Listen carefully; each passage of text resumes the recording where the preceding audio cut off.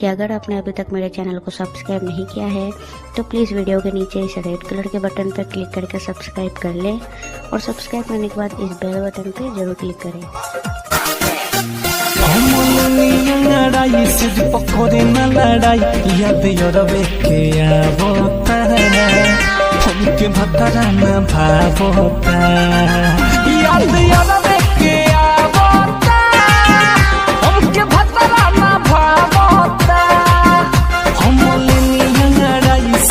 करे ना लड़ाई याद योरबे के आवता हमके भतरा ना भावता याद योरबे के आवता हमके भतरा ना भावता।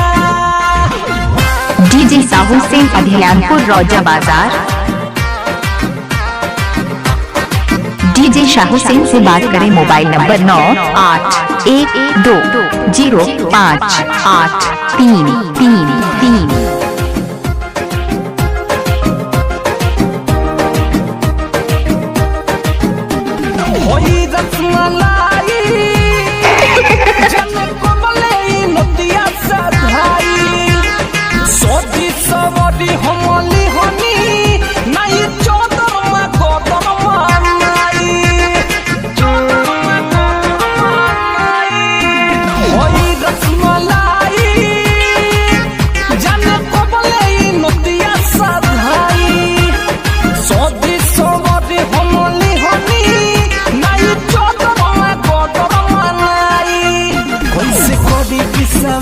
रुचि तुरी दिलाया जोड़ल दिया बाबूता बोता हमर भतरा ना भावता याद यारवा के आवता हमके भतरा ना भावता।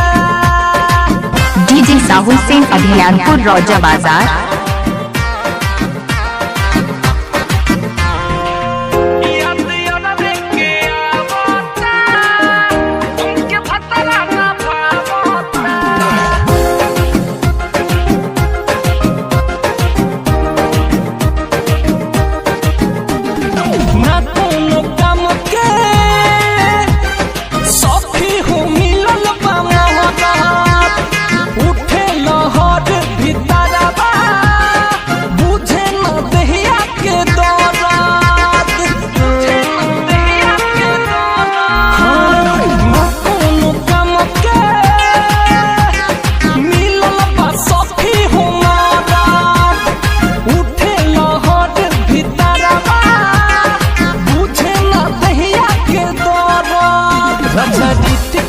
बात याद आइल हो रात सुपर सुपर नया होता हमर भतरा ना भावता याद याद